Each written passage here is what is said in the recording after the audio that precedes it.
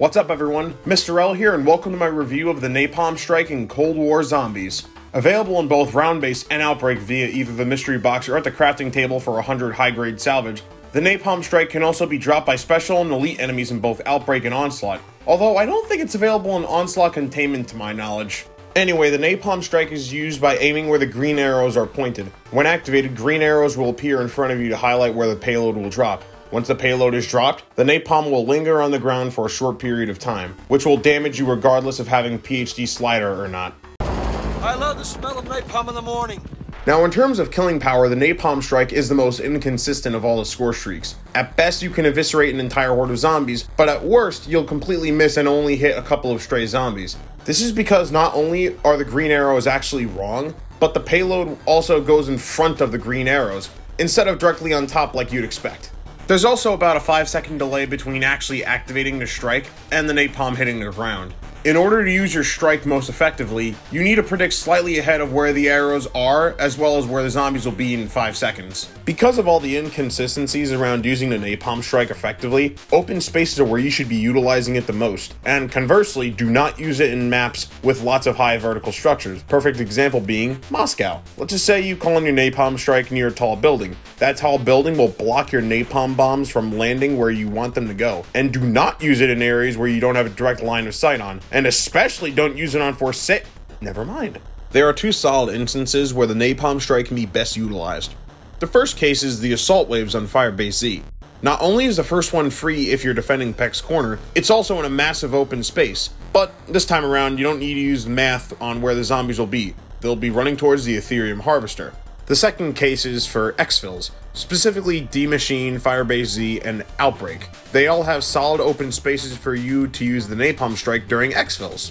Now that I'm done going over how to use the Napalm Strike against the undead, let's look at how it does against the special and elite enemies.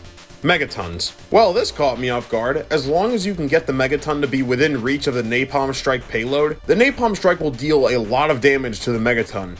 Just use it at your own risk. Mimics. Surprisingly, the Napalm Strike is pretty good against the Mimics. Just make sure the Mimics are in the Napalm Strike's path so they can get incinerated by the payload. Manglers. Just like the Mimics, the Napalm Strike can obliterate the Manglers. I just recommend you use a Napalm Strike on the Manglers when they're in a large crowd of zombies, given their slow movement, unless they get enraged obviously. But other than that, use the Napalm Strike against this enemy. Orda. And I thought the combat bow was weak?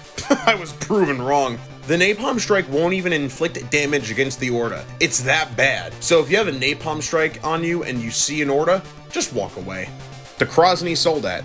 Okay. The Napalm Strike is pretty pitiful against the Krosny, and I'm not saying that to sound mean. Even when the Krosny is standing within the Napalm lines, it doesn't get as much damage dealt to it like the Megaton. So if you have a Napalm Strike, don't use it on the Krosny.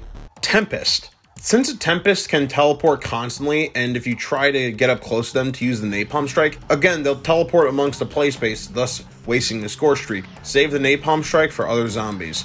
Disciples. If you can get the Disciples within a Napalm Strike's path, cool. But since the Disciples are constantly floating and moving around, thus making it hard to use a Napalm Strike on this enemy type, don't use a score streak in Outbreak. However, if you're on the streets of Mauert or Toten, please use a Napalm Strike on the Disciples. The Abomination. No. This will tickle the Abomination. Save the Napalm Strike on other zombies. In short, the Napalm Strike in theory is a decent score streak, but it takes far too much effort to get any viable use out of actually purchasing one. Every other score streak is miles better than a Napalm Strike, and shocker, most of them require you to just shoot the thing you want to kill and not do mental math about distance, timing, and whether or not architecture hates you. It's not a score streak you should outright ignore, however, don't go out of your way to buy it either. But if you insist on using it, use it on everything but the elite enemies. Open spaces like Firebase Z and exfils are your best friend, and while you're aiming, predict where the zombies will be when the payload will land, preferably directly in front of the green targeting arrows. Anyway, that wraps up the Napalm Strike. Join me next time where I'll be reviewing the Sentry turret.